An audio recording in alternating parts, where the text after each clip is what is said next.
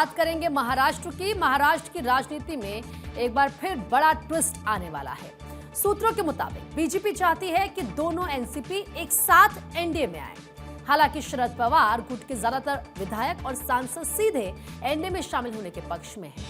माना ही जा रहा है कि अगले 8 से 15 दिनों के भीतर इस पर अंतिम फैसला हो सकता है।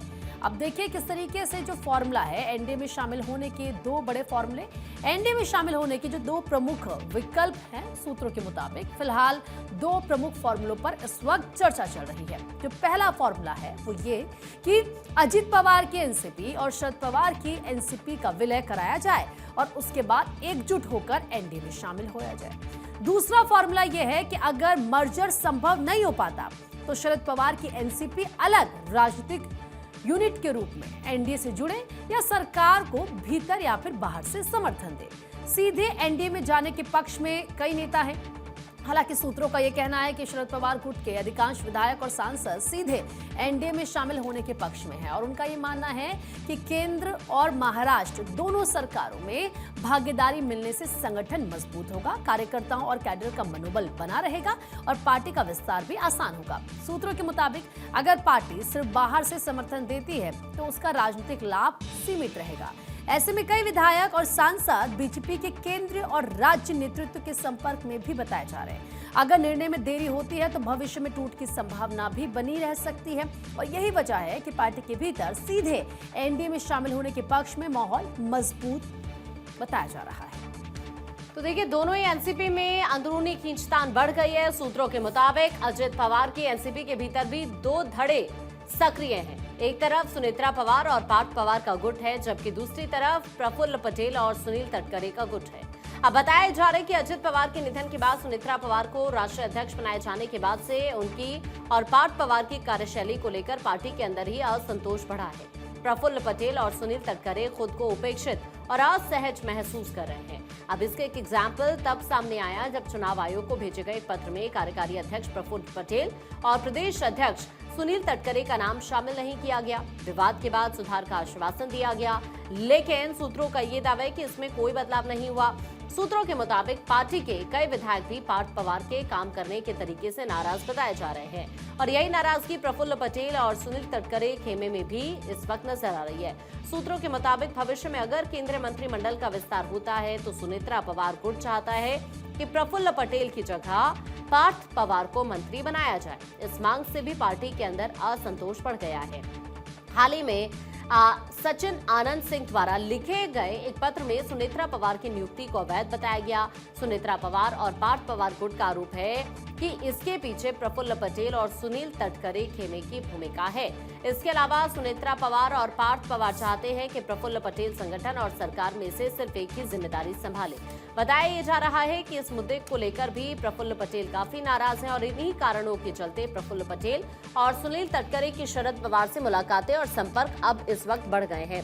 हालांकि सूत्रों के अनुसार दोनों नेता कुछ विधायकों को साथ लेकर बना रही एनसीपी को फिर से एकजुट करने की कोशिश कर रहे हैं ताकि पार्टी का संगठन मजबूत रहे और उनका राजनीतिक महत्व भी बना रहे। अब देखिए मर्जर पर आखिर क्यों फंसा है पूरा मामला, ये भी जरा आप समझिए। दूसरी तरफ सुनेत्रा पवार और पार्थ पवार मर्जर के पक्ष में नहीं है। उन्हें आशंका है कि अगर दोनों एनसीपी का विलय हुआ तो प्रफुल्ल पटेल और सुनील तटकरे पहले से ही उनके विरोध में हैं और ऐसे में सुप्रिया सुले और शरद पवार गुट के विधायक सांसद भी साथ आ गए तो संगठन की कमान उनके हाथ से निकल सकती है। इसी वजह से वे मर्जर का विरोध कर रहे हैं। वहीं सुप्रिया सुले भी संकेत दे चुकी हैं कि मर्जर की संभावना फिलहाल खत्म हो चुकी है क्योंकि सामने वाले पक्ष की ओर से सकारात्मक प्रतिक्रिया नहीं मिली और वे अपना सम्मान गिरवी नहीं रख सकते। हालांकि अब बीजेपी की रणनीति क्या है ये भी आपको समझने की जरूरत है।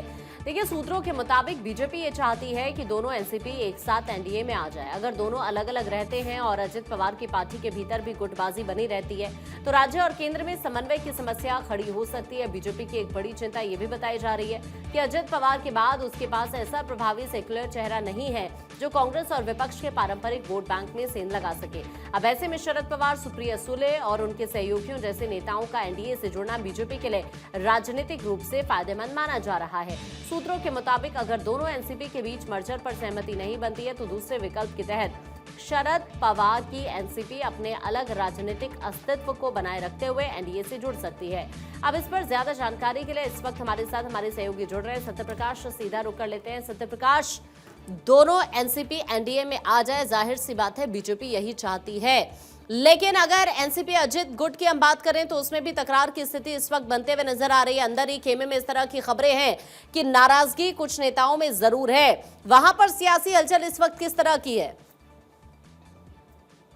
बिल्कुल, देखिए, पहले सवाल का जवाब दे देता हूं कि अजीत पवार गुट में नाराजगी सिर्फ इसलिए है कि अगर शरद पवार गुट एनडीए के साथ जुड़ता है तो पूरा प्रभुत्व जो है शरद पवार के ऊपर आ जाएगा, और शरद पवार का जब प्रभुत्व चलता है तो लोगों की राजनीति बंद हो जाती है। इसलिए अजीत पवार यह सोच रहा है कि शरद पवार अगर उनके साथ न जुड़े तो उनकी ताकत बरकरार रहेगी, इसलिए ये तमाम तरह की जो है अटकलें लगाई जा रही है।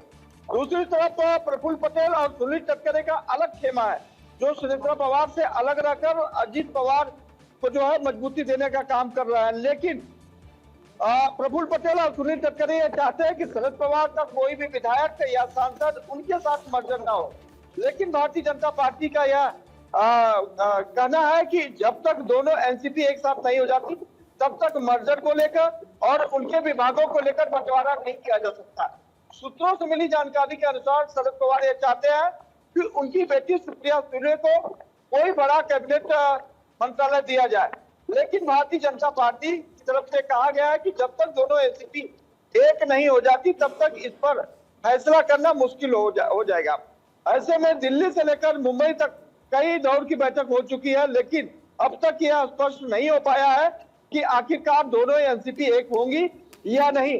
दूसरी तरफ शरद पवार गुट की तरफ से कहा जा रहा है कि क्योंकि अजीत पवार गुट उनके लिए बागी है, इसलिए वो बागियों के साथ मर्जर नहीं हो सकते हैं। तो भारतीय जनता पार्टी को और मुश्किल हो रही है कि दोनों पार्टियों को जब तक सामंजस्य नहीं बन जाता तब तक मंत्रिमंडल का विस्तार करना या फिर उन्हें मंत्रिमंडल देना मुनासिब नहीं होगा, इसलिए यह देरी हो रही है।